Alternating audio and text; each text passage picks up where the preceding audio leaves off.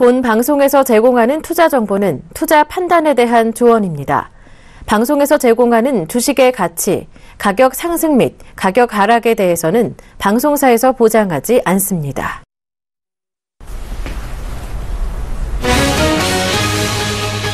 뉴욕 증시가 국제유가 급등에도 불구하고 차익 실현 매물 영향으로 소폭 하락했습니다.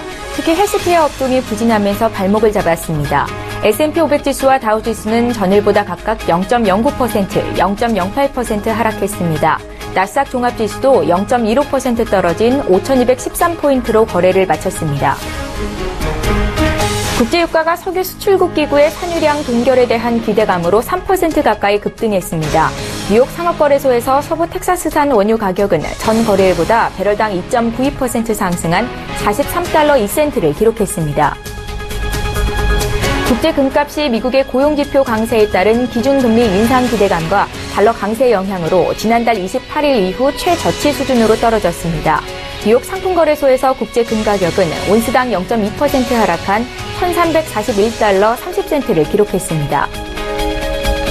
유럽 증시가 국제 유가 상승과 은행, 광산업종의 선전에 힘입어서 상승했습니다. 영국 FTSE 지수는 0.23% 오르면서 14개월 만에 가장 높은 수준을 나타냈습니다. 독일 닥스 지수와 프랑스 가크 지수 역시 전일 대비 각각 0.63%, 0.11% 올랐습니다.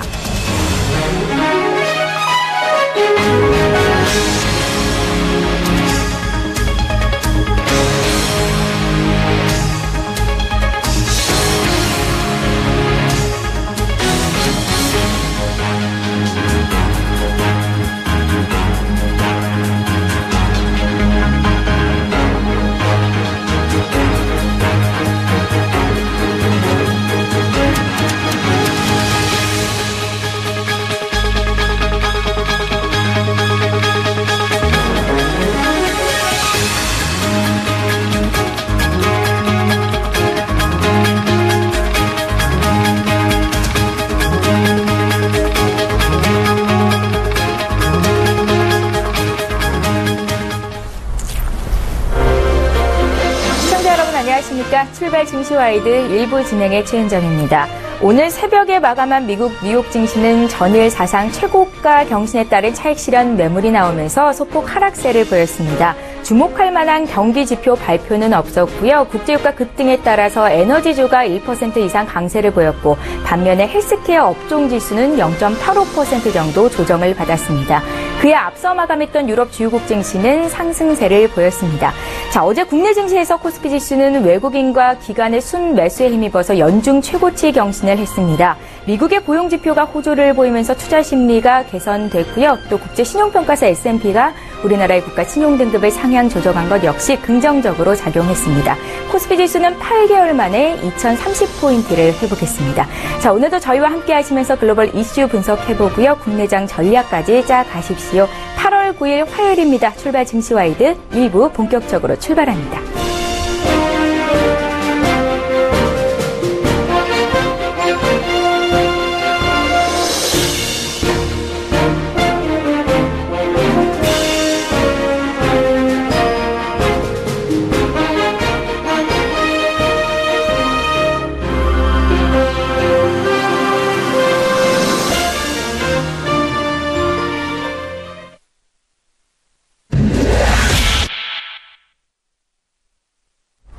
예, 글로벌 이슈 분석하고 국내장 전략까지 짜보겠습니다. 오늘 화요일인데요. 화요일을 책임질 마켓 리더는 메리츠정금증권의 김지훈 과장입니다. 과장님 안녕하세요. 네, 안녕하십니까. 예, 국제유가 급등 소식에 에너지주가 강세를 보였음에도 불구하고 차익 실현 매물로 미국 뉴욕 증시가 소폭 조정을 받았고요. 그에 앞서 마감한 유럽 증시, 주요국 증시는 상승세를 보였는데요. 먼저 글로벌 증시 마감 상황 어땠는지부터 분석 부탁드릴게요. 네, 지금 현재 글로벌 증시 같은 경우는 관망세가 좀 더 깊어지는 장세라고 할 수 있겠습니다. 아무래도 최근에 반영될 만한 이슈는 대부분 다 반영이 되었고요. 이런 상황 속에서 미국이 고용지표가 잘 나오면서 이제 9월 9월 달에 금리 인상 가능성에 대해서 조금씩 논의가 되고 있는 상황이거든요. 그러다 보니까 지금 투자자 입장에서는 이 9월 금리 인상에 대한 어떤 확실한 증거가 나오지 않은 상황에서, 시그널이 나오지 않은 상황에서 어떤 포지션을 취하기가 상당히 좀 애매할 겁니다. 그렇기 때문에 당분간은 이 9월 금리 인상이 될지 안 될지에 대한 어떤 확실한 시그널이 나오기 전까지는 어떤 확실한 매수나 매도에 대한 어떤 확실한 포지션보다는 지금과 같은 비슷한 관망세가 계속 이어지지 않을까 예상을 하고 있습니다. 예, 9월 금리 인상에 대한 확실한 시그널이 나오지 않는 이상 지금과 같은 관망세가 이어지겠다 이렇게 분석을 하셨는데요. 중국 쪽 이슈를 볼게요. 어제 중국의 7월 수출입 지표가 발표가 됐습니다. 무역 흑자가 크게 늘기는 했지만 수출과 수입 격차가 벌어지면서 생긴 이 불황형 흑자를 보인 건데요. 중국은 수출입 모두 부진한 상황이 이어지고 있습니다. 중국형 불황형 흑자가 언제까지 계속될지 또 우리나라에는 어떤 영향이 있을지 함께 좀 봐주십시오. 네, 중국의 불황형 흑자는 사실 이번 달, 저번 달 이때 있었던 게 아니고요. 작년부터 꾸준히 제기되었던 문제입니다. 가장 근본적인 이유는 글로벌 수요 위축, 그리고 중국에서 시작된 중국발 공급 과잉, 이 두 가지가 합쳐진 결과라고 볼 수 있을 것이고요. 그렇게 본다면 이게 1, 2개월 안에 쉽게 개선될 문제는 아니거든요. 앞으로도 충분히 좀 상당 기간 동안 계속해서 지속될 것으로 예상을 할 수 있습니다. 한국 입장에서 보면 당연히 부정적일 수밖에 없고요. 저희가 우리나라 같은 경우는 중국 대중국 수출 비중이 상당히 30%가 가까울 정도로 상당히 높기 때문에 중국의 수출입이 높아지면 높아질수록 한국에는 더 플러스 요인이라고 할 수 있겠습니다. 하지만 중국 역시 지금 수출입이 다 감소하고 있는 불황형 흑자 상황이기 때문에 한국 입장에서도 절대 반가운 일은 절대 아니겠습니다. 예, 일본에서도 지표가 발표됐는데요. 일본의 경상수지 흑자가 24개월째 이어지고 있다고 합니다. 유가 하락, 또 외국인 관광객 증가가 경상수지 흑자를 기록했다라고 평가하고 있는데요. 다만 엔화 가치 상승이 이어지면서 경상수지 흑자 규모는 가파르게 줄어들고 있는 상황이라고요. 이번 지표 발표로 본 일본 경제는 어떤 상황인지 좀 봐주십시오. 네, 아무래도 아베 총리가 취임한 이후에 이 엔저 현상을 유도하기 위해서 이 아베노믹스를 시행을 하고 있는데요. 분명히 아베노믹스가 시행되기 이전과 이후는 분명히 일본 경제의 GDP 성장률은 확실히 다릅니다. 일본 아베 총리가 취임한 이후에 굉장히 강력하게 엔저를 추구를 하면서 GDP 성장률은 어느 정도 좀 나아졌다고 할 수 있을 것이고요. 하지만 이렇게 엔저 현상을 추구를 하다 보면 이것이 일본 자체에는 도움이 되지만 이 이웃 나라들한테는 절대 도움이 되는 일은 아니거든요. 특히 일본과 수출 경합도가 굉장히 높은 한국 같은 경우는 이제 수출 품목 경쟁에서 좀 가격 경쟁력에서 많이 밀릴 수밖에 없고요. 그렇기 때문에 이렇게 자국 통화 가치를 내리는 일을 가지고 비난하는 사람들 이웃 나라 거지 만들기다 이렇게까지도 비난을 하는 말씀들이 있습니다. 이렇게 아베노믹스가 시행이 되면서 분명 일본의 경제 상황은 그 이전보다 아베노믹스가 시행되기 이전보다는 점차 나아지고 있다고는 할 수 있겠지만 하지만 최근 들어서는 이제 아베노믹스가 시행된 지 거의 3년이 가까워지고 있습니다. 그러면서 점점 아베노믹스 효과가 점점 좀 시들해지는 중이다. 지금 현재 일본 같은 경우 경상수지 같은 것이 좋게 나오고는 있지만 이것이 과거 2, 3년 전에 비해서는 확실히 그 효과는 줄어들고 있는 부분이다. 그렇게 예상을 할 수 있겠습니다. 예, 잘 알겠습니다. 이제 우리나라 쪽으로 시선을 좀 돌려볼게요. 어제 국제신용평가사 S&P가 우리나라의 국가 신용등급을 상향 조정했습니다.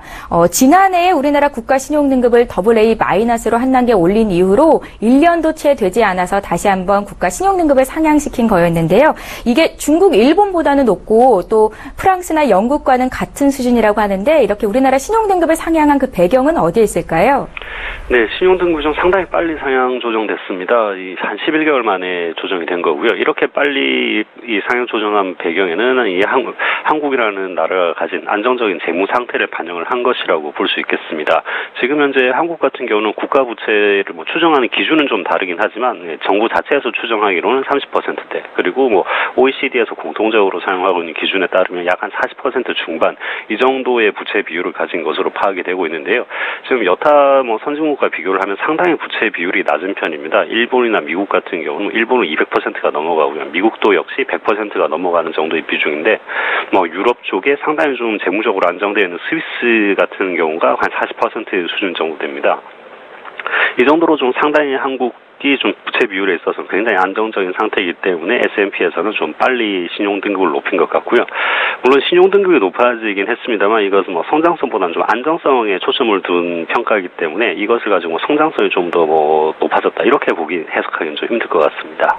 예, 성장성보다는 안정성에 초점을 맞춘 국가 신용등급 상향 조정이었다라는 말씀을 주셨습니다. 우리나라의 신용등급 상향으로 본 투자 매력도를 좀 짚어보고 싶은데요. 외국인 투자자들의 국내 주식 사랑은 지속될 수 있을 것이라고 보고 계신지요? 네, 그렇습니다. 아무래도 국내 특히 한국을 매수 후보로 두고 있는 외국인 투자자 입장이라면은 여기 기존에 가지고 있던 성장성의 안정성이라는 메리트가 좀 더 높아진 것이기 때문에 분명 투자 메리트는 더 높아진 것이라고 볼 수 있고요. 하지만 이것이 뭐 굉장히 주식 투자에 있어서 결정적인 사항은 아닙니다.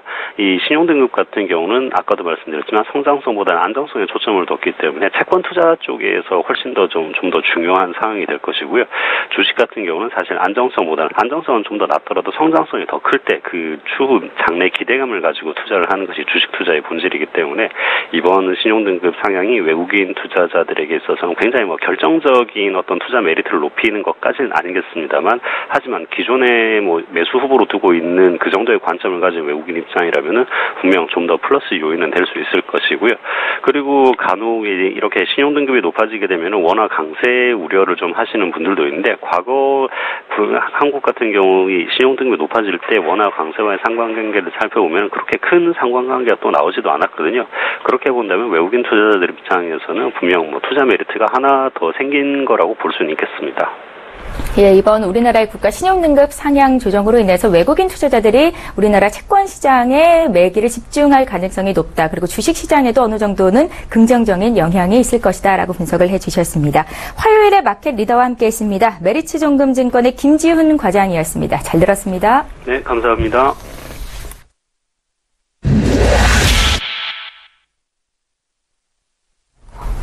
국내외 시장 쟁점을 이슈 리더들을 통해서 들어보는 이슈 리더 시간인데요. 오늘도 먼저 오늘의 주제부터 화면으로 먼저 소개해드리겠습니다.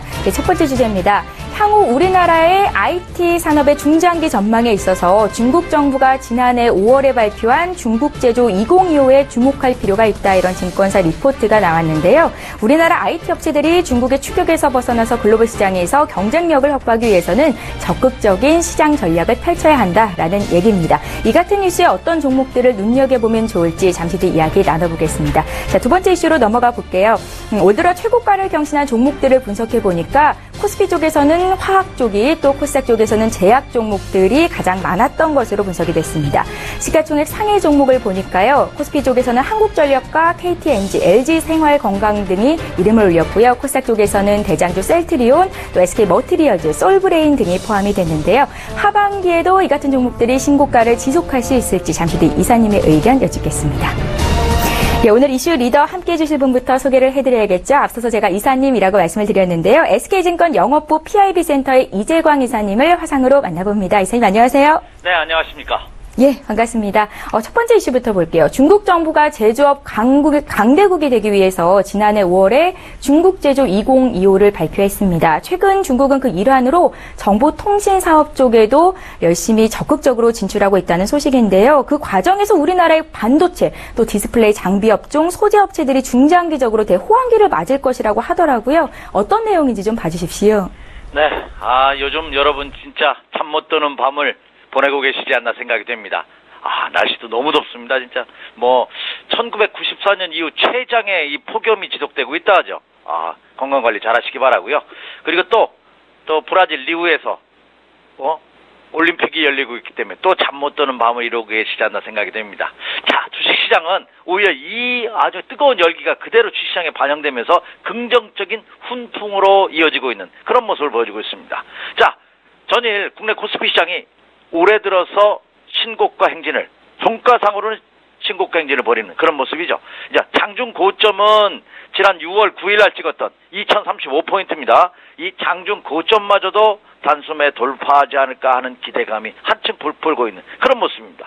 자, 이런 시점에서 많은 투자자분들이 거의 이제 박스권 상단이기 때문에 추가 상승이 가능한 여부 제일 궁금하지 않나 생각이 됩니다.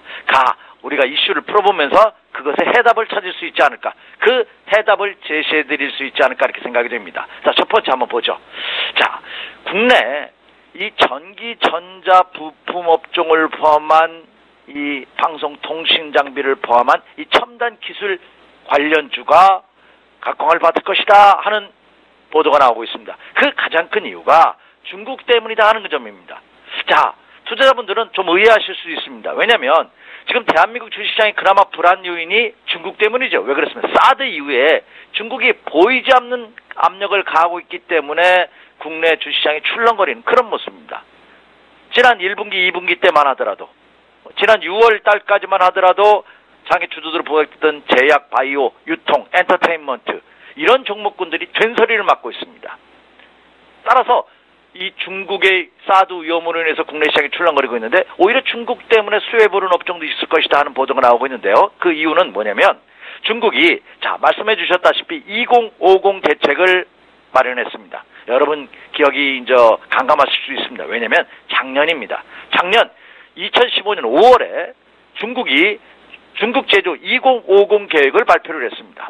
이것은 작년 3월 달에 전국인민 대표자 대회를 하면서 리커창 총리가 언급한 말입니다. 그래서 앞으로 중국도 세계 경제와 마찬가지로 저성장, 저금리 등으로 요약되는 뉴 노멀 시대에 중국 제조 향후 10년의 기본 축과 산업 고도화 전략을 제시한 그 내용이죠. 그것이 다시 각광을 받고 있습니다. 1년이 지나는 이 시점에서. 왜냐하면 중국이 이런 향후 10년 기본축을 구축을 했는데 그 기본축의 핵심 내용을 들어가 보면 그로 인해서 대한민국 업체들이 수혜를 받을 업종들이 굉장히 많이 부각되고 있다는 점입니다. 과거 우리가 일본한테 기술력을 습득하느라 고생했다시피 이제는 중국도 우리한테 그런 요구사항을 앞으로 펼쳐질 가능성이 높다고 보기 때문에 그렇고 또 하나는 막강한 자본력을 가지고 M&A를 포함한 적극적인 기업 인수 합병도 예고되고 있지 않나 이렇게 예상하고 있기 때문에 그렇습니다. 자, 그렇다면 중국 제조 10대 핵심 산업이 뭔지 한번 살펴보죠. 이것이 왜 중요한지도 여러분 아셔야 됩니다. 첫 번째는 4세대 정보 기술을 꼽았습니다. 핵심 10개 핵심 산업 중에서 두 번째는 고정밀 제어 수치 제어 및 로봇 관련주 로봇 산업, 또 하나는 항공 우주 산업, 항공 우주 장비 산업, 그리고 해양 장비 및 첨단 기술 선박 산업, 그리고 선진 궤도 교통 설비 산업, 그리고 에너지 전략 및 신에너지 자동차 관련 산업, 그리고 전력 선비 스마트 그리드라고 하죠. 이 전력 설비 관련된 산업, 그리고 농업 기계 장비, 그리고 신소재, 마지막은 바이오 의약 및 고성능 의료기기 산업. 이것을 향후 중국의 산업 고도화 핵심 전략 10대 전략으로 선정을 했습니다. 이들 업종을 보면 대다수 첨단 차세대 기술력이 응집된 그런 모습을 보여주고 있지 않나 생각이 됩니다. 이미 중국이 대한민국의 세계 1위 업체인 삼성전자와 SK 하이닉스를 잡기 위해서 반도체 굴기를 시작했죠. 이제는 그것이 어느 정도 일단락된 이후에는 이들 핵심 산업에 대한 굴기가 계속적으로 이어질 가능성이 크지 않을까 이렇게 생각이 됩니다. 그래서 이들 관련주에 주목해야 될 종목군들이 있다는 거죠. 여러분들이 가장 궁금해하시는. 그리고 제가 지금 말씀드렸던 10대 이 중국 산업 고도화 전략 핵심 산업을 우리나라 그대로 적용하셔도 전혀 무리가 없지 않나 생각이 됩니다. 그래서 이들 종목군들이 향후 주도주로 부각될 가능성이 크지 않나 생각이 되는데요. 제가 이들 종목 중에서 대형주 빼고 중소형주를 중심으로 해서 몇 종목 한번 선정해봤습니다. 여러분들께서도 한번 참고해 주시기 바랍니다. 그들 종목은요, 원익 IPS를 포함해서 테스, SK 머티리얼즈, 솔브레인, ENE 테크놀로지, 그리고 원익 머티리얼스, 원익 QNC, SFA, AP 시스템, 비아트론, 주성엔지니어링, 덕산 네오톡록스, 코나이, 칩스앤미디어, 한미반도체, 서울반도체 같은 종목군들이 포함되고 있다는 점입니다. 물론 이들 종목이 이미 주가의 상당 부분 이런 재료가 반영돼서 상당히 급등했던 종목도 있지만 새롭게 바닥에서 터닝하는 종목군들도 있습니다. 이들 종목을 제가 여러분에게 이걸 매수하십시오 하고 추천주의 관점으로 접근해드리는 것이 아니라 이들 종목이 중국 10대 핵심 산업의 관련 업종이라는 겁니다. 그래서 이들 종목 중에서 종목을 엄선하신다면 여러분들께서도 차기 주도주의 윤곽을 잡는데 큰 도움이 되지 않을까 이렇게 예상이 됩니다. 예, 첫 번째 이슈를 통해서 국내 증시에서 차기 주도주는 어떤 종목들이 될 수 있을지도 함께 언급해 주셨습니다. 이제 두 번째 이슈로 좀 넘어가 볼게요. 주가가 역사상 가장 높은 가격대를 형성했다는 것은 향후 기업에 대한 기대감이 그만큼 크다라는 것을 방증하는 것일 텐데요. 이번 뉴스를 통해서 하반기에도 화학이나 제약 섹터가 탑픽으로 떠올릴 수 있을지 이사님의 의견을 좀 여쭤볼까요? 네. 예. 참 오늘 상반기를 한번 되돌이켜 본다면, 그래서 지난 1월부터 1월, 2월, 3월 사실 올 초는 아직 그렇게 습득하게 출발하지 못했습니다. 아주 불안한 감을 출발했지만 2, 4분기부터 장은 오히려 상승 반전에 성공하는 그런 모습을 보였고요. 우려됐던 사스 위기감이 해소되자 오히려 강한 상승 탄력들을 보이면서 이미 종가상 신고가 행진을 보이고 있고 사상 최고치 돌파의 가능성도 충분히 내포되고 있는, 오히려 사상 최고치는 다소 먼 얘기라 할지 모르지만 오히려 지난해 고점의 돌파 가능성 충분히 우리가 점쳐볼 수 있는 그런 모습으로 긍정적인 흐름이 이어지고 있다는 점입니다. 그렇다고 본다면 올 상반기 국내 주식시장의 흐름을 보니까 코스피 시장과 코스닥 시장에서 급등했던 종목군들, 신고가를 찍었던 종목군들이 많이 속출했다는 점입니다. 지난 2016년도, 지난이죠? 그죠? 지난 2016년도 상반기 주도들을 보면 코스피 시장에서는 신고가 낸 종목이 89개 종목이고요. 코스닥은 182개 종목입니다. 182개 종목, 약 한 10% 정도가 되는 거죠. 코스피 시장에서 89개 종목 중에서 약 10% 정도가 화학업종으로 판명이 됐고요. 코스닥 시장에서는 14.8%가 제약업종이 주도한, 그러니까 화학과 제약업종들이 장을 이끄는, 여기에다가 중국 특수까지 가세하면서 이들 종목이 더욱더 강한 상승 탄력도를 받은, 물론 사드 발표 이후 지난달 8일 이후에는 이들 종목들이 큰 폭의 하락을 보이면서 막판에 진입하셨던 분들은 큰 낭패를 보셨을 가능성이 높습니다만, 그러나 상반기에 이렇게 핵심 주도주로 부각되는 것은 단순히 일시적인 현상뿐만 아니라 그만큼 기업들이 실적이 호조되고 있다고 보시면 됩니다. 그래서 이들 신고가 종목의 특징을 한번 살펴보면요, 시가총액 상위 종목군들이 다수 포진하고 있다는 점입니다. 코스피 시장에서 보면 한국전력 시가총액 2위입니다. 삼성전자 우선주 4위, KT&T 16위, 그리고 LG생활건강 그리고 이 포진됐고요. 코스닥 시장 종목은 시가총액 1위 종목인 셀트리온이 신고가 행진을 벌였고요. SK머티리얼즈, 케어젠, 휴젤, 솔브레인 등이 신고가 행진의 종목에 가세한 대표적인 종목군들이라는 점입니다. 근데 여기서 한번 비교한 것은 개별 중소형주뿐만 아니라 시가총액 상위 종목군들도 신고가 행진을 벌이는 종목이 나타나고 있다는 점은 시장이 그만큼 견고하고 견실해지고 있다는 점입니다. 질적으로 아주 견고하다는 얘기죠. 그렇다고 본다면 이들 종목군들이 1차 급등 이후에 여러 가지 이유로 인해 조정받고 있지만 차기 주도들의 부각 가능성은 충분히 있는, 다시 말해서 이 화학과 제약업종들은 여전히 여러분의 관심 종목에서 손을 떼지 말고 지속적으로 관심이 요구되고 있다, 이렇게 말씀드릴 수 있겠습니다. 예, 올해 들어서 지난 3일까지 저희가 집중적으로 분석을 해봤는데요. 화학과 제약업종에서 사상 최고가를 경신했던 종목들이 대거 포함되어 있었다고 합니다. 이사님께서는 화학 제약업종이 하반기에도 시장을 이끌 만한 종목들이 대거 포함된 만큼 관심 갖고 지켜보자라는 의견도 덧붙여 주셨습니다.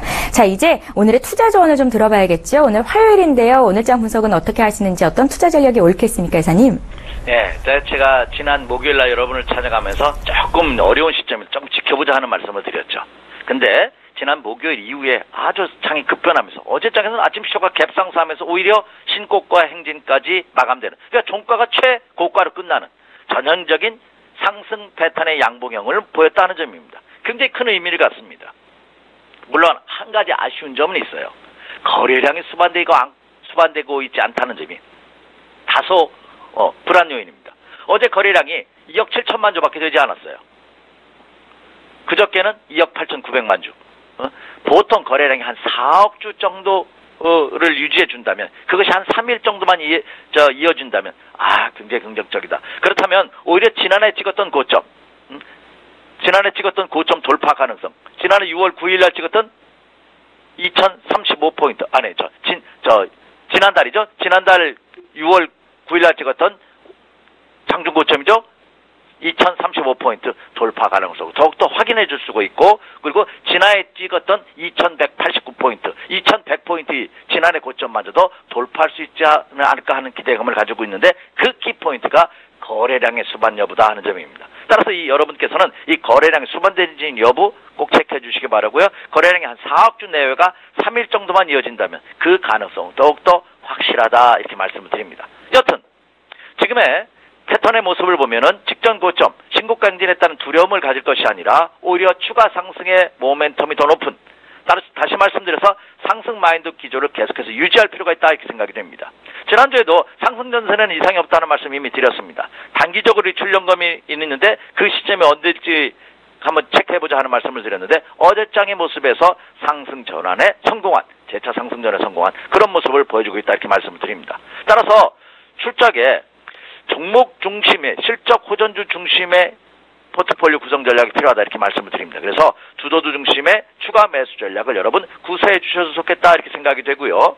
또 하나는 그럼 어떤 종목으로 사느냐의 문제입니다. 단순히 많이 빠진 종목보다는 말씀드렸다시피 이미 상해 주도주로 부각되고 있는 종목군들이 더 각광을 받을 가능성이 없습니다. 왜냐?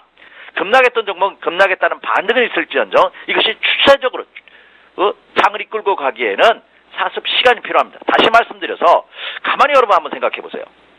지금 어제 우리 제 앞서서 아주 연구원께서 아주 자세히 설명을 해드렸는데 세계 3대 신용평가회사 중에 하나인 S&P가 한국의 신용등급을 AA 등급으로 상향 조정해버렸어요. 지금은 전 세계 국가의 신용등급이 뭐 선진국, 개발도상국, 후진국 가릴 것 없이 다 하향하는 추세입니다. 그럼에도 유독 대한민국에 대한 신용등급을 상향 조정했다는 것은 의미가 상당히 다릅니다. 근데 가만히 보면 지난 2, 4분기부터 올 상반기, 지난 7월 달까지 하반기 시작하는 이 장을 이끌어왔던 세력이 어디입니까? 외국인 투자가들이에요. 그죠? 겁나게 매수했다는 얘기죠. 물론 그들이 그 정보를 미리 알았는지 그것은 알 수 없습니다. 하지만 어쨌든 대한민국에 대한 향후 증시에 대해서 긍정적인 시너지를 시나리오를 갖고 있다는 거죠. 시각을 갖고 있다는 얘기예요. 그것을 뒷받침하기라도 하듯 S&P에서 있고 대한민국 신용등급을 상향조정했다는 거죠. 중국보다 1단계 높고요. 일본보다는 2단계가 높습니다. 그럼 앞으로 향후 외국인 투자가들이 추가 매수 가능성도 굉장히 크지 않을까 이렇게 생각이 됩니다. 고점 논란을 희석시키는 그런 심리적인 안정감을 줄 수 있다는 점입니다. 그렇기 때문에 여러분들께서 고점에 포커스를 맞추면서 단순히 수익이 낮다는 이유만으로 매도하는 우를 범하지 마시기 바랍니다. 개인 투자가들이 가장 잘못하는 것이요.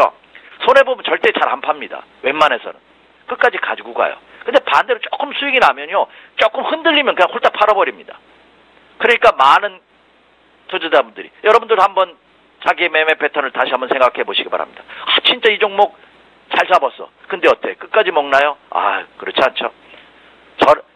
절반의 절반도 못 먹고 팔아버리죠. 그러니까 우리가 통상 그런 얘기들 많이 하지 않습니까? 아 이 종목 끝까지 갖고 있었으면 그동안 손해본 거 모두 만회하고도 남았을 텐데.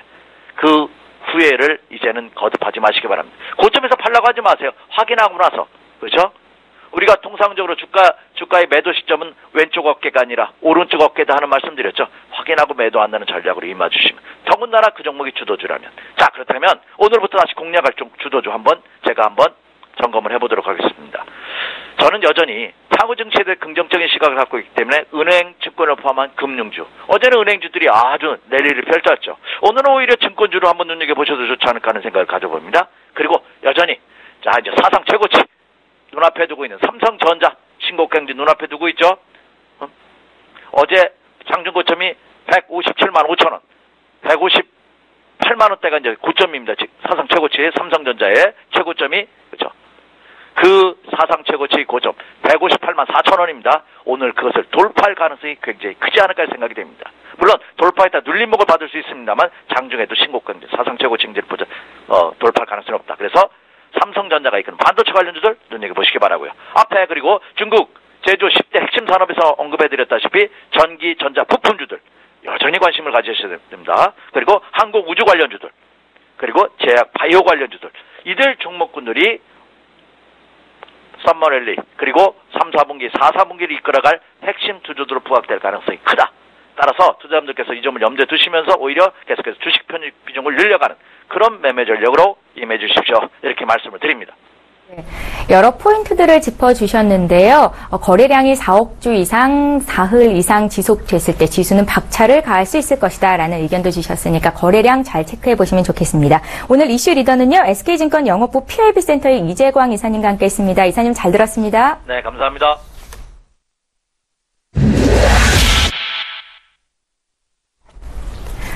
네, 수급 리더 시간인데요. 어제장 수급 동향부터 보겠습니다. 먼저 유가증권 시장으로 가보겠습니다. 어제 코스피 지수가 8개월 만에 2030포인트까지 올라왔죠. 그 중심에는 기관과 외국인 투자자의 쌍끌이 순매수가 있었습니다. 기관 투자자가 860억 원 매수율을 기록했고요. 또 외국인 역시 810억 원 주식을 사줬습니다. 반면 개인들이 2천억 원이 넘게 차익 실현 매물을 내놨습니다. 이어서 코스닥 투자 주체별 매매 동향 살펴봅니다. 어제 코스닥 지수는 0.05% 상승하면서 696포인트로 거래를 마쳤었는데요. 개인과 외국인이 샀네요. 개인이 655억 원, 외국인이 105억 원 매수율을 기록했고요. 반면에 기관이 592억 원 차익 실현 매물을 내놨습니다. 이어서 어제자 기준으로 거래소 내에서 외국인과 기관은 어떤 종목을 샀었는지 화면으로 보여드리겠습니다. 네, 지금 보고 계시죠? 어제 네이버가 3.6%나 급등을 했었는데요. 외국인이 가장 많이 담았던 종목으로 기록이 됐습니다. 이어서 LG생활건강, 아모레퍼시픽 같은 화장품주에 대한 관심도도 높았고요. CJ제일제당, SK이노베이션까지 포트에 담은 것으로 집계가 됐습니다. 이어서 기관 투자자들은 삼성전자를 샀는데 삼성전자가 이틀째 오름세를 보였고 어제 장중 고가가 157만 5천 원이었습니다. 기관이 가장 많이 샀었고요. 또 금융주 중에서 KB금융을 두 번째로 많이 샀고 삼성물산과 신한지주도 상위권 내 기록이 됐습니다. 이어서 코스닥 종목 볼게요. 외국인들은 원익홀딩스, SK머티리얼즈, 유진테크, 바이로메드, 셀트리온 순으로 순매수했고요. 기관 투자자들은 역시 셀트리온을 가장 많이 샀습니다. 어제 셀트리온 2.6% 올랐었죠. CJ-ENM, 유니테스트, 시젠, 넥스턴까지 매수하는 모습을 보였습니다. 네, 어제장 수급 특징주 볼 텐데요. 오늘은 IBK 투자증권 스마트금융팀의 박성환 차장님을 전화로 연결해 볼게요. 차장님 안녕하세요. 네, 안녕하십니까. 네, 어제 거래소 내에서 어떤 종목이 눈에 띄셨는지 수급 특징주 보겠습니다. 네, 삼성물산이 눈에 띄고 있습니다. 기관 및 외국인이 4영업일 연속 쌍끌이 순매수를 나타냈고요. 외국인은 특히 12영업일 연속 순매수입니다. 매출 7조 507억 원으로 2분기 컨센서스인 7조 2,800억 원을 소폭 하회했지만 영업이익이 1,768억 원, 지배주주 순이익이 1,346억 원으로 전분기 대비 흑자 전환하면서 시장 컨센서스를 크게 상회했습니다. 건설사업 호조가 이익 개선의 가장 큰 원인인데요. 1분기 건설사업 구조조정과 보수적 회계 비용으로 실적 리스크가 감소했습니다. 2분기 토목과 빌딩 등 전반적인 국내 프로젝트들의 진행이 호조세를 보였고요. 리조트는 사상 최대 매출로 영업이익률도 개선됐습니다. 상사의 자원개발은 여전히 부진했습니다. 패션은 전년 메르스와 화재로 인한 재고 손실 규제 효과 제외 시 전분기와 비슷한 영업 수준이었습니다. 건설은 추가 해외 사업 부실이 발생하지 않는 한 2분기보다 개선된 매출과 영업이익률을 3분기에 가능할 것으로 전망하고 있습니다. 또한 삼성 바이오로직스 상장을 전후로 보다 구체화된 삼성의 바이오 사업 내용이 시장에 노출될 것으로 예상하고 있습니다. 하반기에는 리조트와 패션, 상사 등 기타 사업에서 실적에 악영향을 줄 만한 리스크 발생 확률이 높지 않다는 점도 주가 흐름에 안정적으로 작용할 것 같습니다. 8월에 삼성 바이오로직스의 본격적인 상장 절차 돌입으로 바이오 사업 가치 재조명은 보너스로 볼 수 있는데 업계에서는 삼성 바이오로직스의 시가총액을 10조 원 이상, 공모 금액은 3조 이상으로 예상하고 있기 때문에 이에 대한 모멘텀도 받을 수 있겠습니다. 예. 삼성 바이오로직스가 상장된다면 그에 따른 수혜를 입을 만한 종목 중에서도 삼성물산이 꼽히고 있는데요. 어제장에서 2.51% 상승을 보였었습니다. 수급 특징주로 봐주셨고요. 이어서 코스닥 쪽 살펴볼게요. 네, 코스닥 종목에서는 유진테크가 눈에 보입니다. 외국인이 특히 24 영업일이죠. 연속 순매수입니다. 2분기 연결 기준 매출액은 407억 원, 영업이익은 116억 원으로 시장 예상치를 크게 상회하는 어닝 서프라이즈를 보였습니다. 신규 수주는 전기 대비 감소했지만 LPCVD 매출이 전년 대비 크게 증가했고요. 고객사별 매출액 비중은 삼성전자가 54%, SK하이닉스가 46% 수준으로 추산됩니다. 삼성전자는 3D 낸드 중심의 플라즈마 트리트먼트 장비 매출이 많았고요. SK하이닉스는 M14 드램 공정 전환 투자와 M12 낸드 투자가 진행된 것으로 판단되고 있습니다. 디램 고정 가격이 18개월 만에 상승했습니다. 낸드 고정 가격도 2달 연속 상승하면서 메모리 업황이 빠르게 개선되고 있고요. 디램은 PC 수요 부진과 스마트폰 성장률 둔화에도 불구하고 대당 용량 증가로 수급 개선이 지속적으로 이루어지고 있습니다. 낸드는 삼성전자가 3D 낸드 수익성을 획기적으로 개선하면서 SSD 시장 성장을 견인하고 있고요. 이에 따라서 경쟁사들도 삼성전자의 3D 낸드 독주를 견제하기 위해서 어쩔 수 없이 양산 준비에 박차를 가하고 있습니다. 삼성전자는 현재 중국 시안리안에서 전체적으로 지금 3D 낸드 양산을 하고 있고요. 풀캐파로 가동하고 있습니다. 올해 3D 낸드 증설을 위해서 기존 16라인의 2D 낸드를 일부 3D 낸드를 전환하고 있고요. 17라인에도 신규 투자가 이루어질 것으로 예상합니다. 내년 상반기에는 평택 라인의 3D 낸드 투자가 시작될 예정이고요. 2017년도와 18년 각각 월 50K 캐파 증설이 예상되고 있습니다. 동사는 3D 낸드 플라즈마 트리트먼트 장비 공급으로 수혜가 예상되고 있습니다. SK 하이닉스 또한 기존 청주 라인을 활용하면서 현재 2세대 3D 낸드를 양산하고 있고 향후에 M14를 활용해서 월 20K의 생산 능력 확대를 계획하고 있습니다. 도시바 또한 웨스턴 디지털과 함께 2018년도까지 약 17조 원을 3D 낸드에 투자할 계획으로 발표했기 때문에 동사의 그 반도체 투자 빅사이클에 대해서 상당히 수혜를 입을 수 있을 것 같습니다. 향후 5년간 약 240억 달러, 즉 28조 원 정도로 칭화그룹도 투자하면서 글로벌 랜드 시장 점유율을 10% 목표로 하고 있다는 점도 해외에서도 들리고 있는 수혜로 볼 수 있겠습니다. 최근 메모리 가격 상승으로 업황이 빠르게 개선되고 있고요. 메모리 업체들의 수익성이 개선되면서 투자는 이렇게 더욱 가속화될 전망이기 때문에 중장기적인 업황 개선 여전히 주가에 반영된다 할 수 있겠습니다. 예, 외국인 투자자들이 24거래일 연속 순매수를 보이고 있다고 하는데 주가도 고공행진 중입니다. 어제 종가가 2650원이었네요. 유진테크까지 살펴봤습니다. 어제장 수급 특징주는요. IBK 투자증권 스마트금융팀의 박성환 차장님과 함께 있습니다. 잘 들었습니다. 네, 감사합니다. 네, 출발 증시와이드 1부는 여기서 마치고요. 잠시 뒤 2부 시간 저희가 순서 소개를 좀 해드릴게요. 샘플러스 김영구 멘토와 함께 오늘장 포인트 콕 집어 드릴 거고요. 또 샘플러스 이정수 멘토, 조비 멘토와 함께 오늘장 발빠른 시황 중계는 물론이고 특징주까지 짚어드리는 시간 갖겠습니다. 잠시 후에 뵐게요. 고맙습니다.